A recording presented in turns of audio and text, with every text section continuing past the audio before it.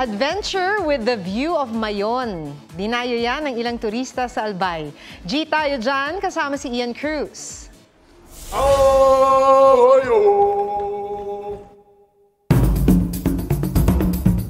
Sino ba naman ang aayaw sa bakasyon na ang view ang magayon na Bulkang Mayon? Pero di lang yan dahil sa paanan nito, adventure ay sure na sure.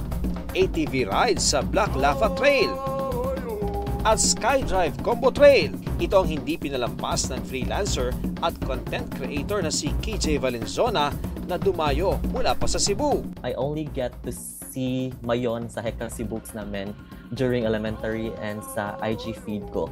I was with my friends, parehas kami lahat ng mga first-timers. Grabe yung mangha namin nung nakita namin si Mayon. Magang sinimula ni na KJ ang pamamasyal at di sila nabigo. May off-road at highway drive sa Black Lava Trail patungo sa border ng danger zone at doon makikita ang lava na naging igneous rocks. Pero huwag mag-alala, may safety briefing muna bago lumarga. Completely off-road naman sa gubat at ilog sa paligid ng Mayon ang offer ng Skydrive Combo Trail. High view baka mo! Sa Kitinday Hills, mag-hike na kayo. Daanan din ang Daraga Church, pati ng side trip sa sikat na Kagsawa Ruins. It's offering the lush volcanic landscapes talaga. It's giving premium Philippines talaga ng atake. Ian Cruz nagbabalita para sa GMA Integrated News.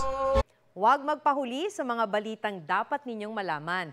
Mag-subscribe sa GMA Integrated News sa YouTube. Sa mga kapuso abroad, subaybayan nyo kami sa GMA Pinoy TV at sa www.gmanews.tv.